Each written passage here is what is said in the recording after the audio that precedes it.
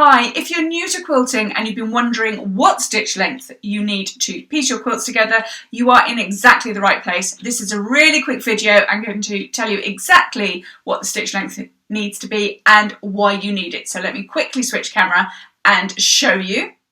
Here are two samples that I've stitched up, one in the 2.5 stitch length. So that's our standard default stitch length that our machine goes to. That's what you'd normally stitch two pieces of fabric together with. And over on the right here I've got a stitch length of 2, so that's a lower stitch length. Now if you're quick and you're observant, you'll know, or you'll notice, that I've got a little sad face on the 2.5 stitch length and a little happy face on the lowest stitch length of 2, and there's a reason for that. So the short answer is you need a lower stitch length, your stitch length of 2 for piecing your quilts. But don't go anywhere just yet. Let me explain why it is important. I'll only be a second, I promise. So on your 2.5 stitch length on this sample, when we stitch our pieces together, we press them open and then we need to match our seams. Now, when we're matching seams, we're pushing and pulling our fabric a little bit to get it all matched up. And if I give this a little pull, it doesn't take much for that seam to start opening up.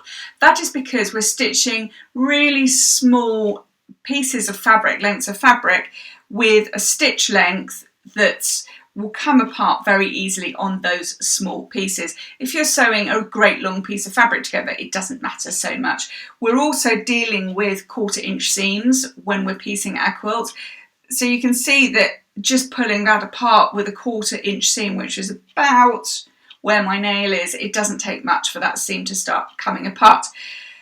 But if we stitch with a lower stitch length, so this is our 2mm stitch length here with my little smiley face on it.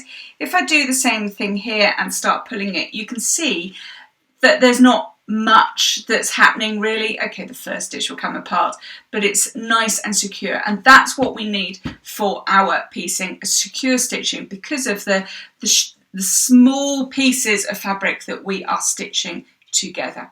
So I hope that helps. Set your machine when you're piecing to a stitch length of 2. If you've got a Janome, go to a 2.2, that's absolutely fine too. But the smaller, the better really. So 2.2, and you're good to go.